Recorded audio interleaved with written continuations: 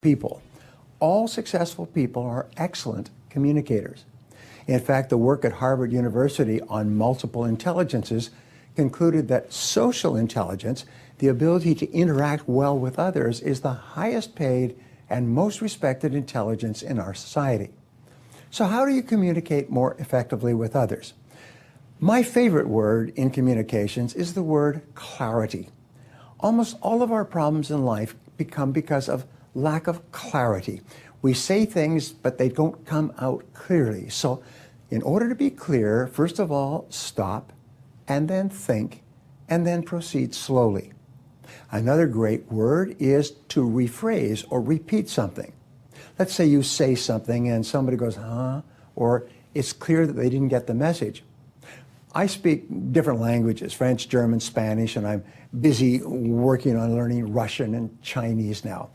And one of the things I learned in languages is if you say something in your limited language and they don't seem to understand it, rephrase it and say it again. And if they don't understand it, rephrase it and say it again until people go, ha, now I understand. So effective communication starts with you being very clear in your own mind about what you want to say, and then being very clear when you say it, and then saying it slowly and patiently, and making sure that the other person hears the message that you sent. You know, you can imagine in communications that here is you, and you want to communicate with this person. And so you send a message, almost like a message by telephone or by a carrier pigeon. You send a message into the air in the form of words.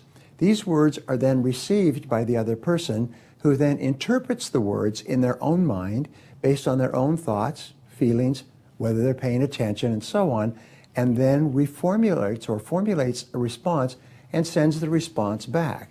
You then receive the response, translate that into meaning and significance, and then you send it back.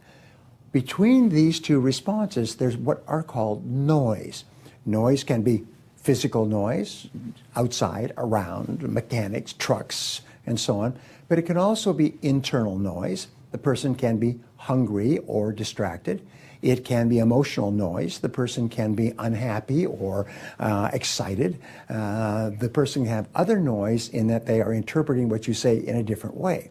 So if you think about this, communications requires sending the message and having it received and checking, and then sending the message back and having it received, and then checking, and simply going slowly.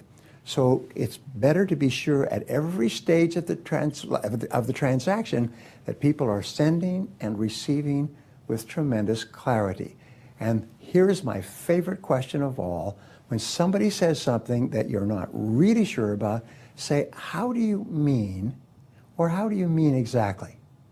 And they will always expand on what they just said and make it clearer for you and easier for you to understand and to respond effectively.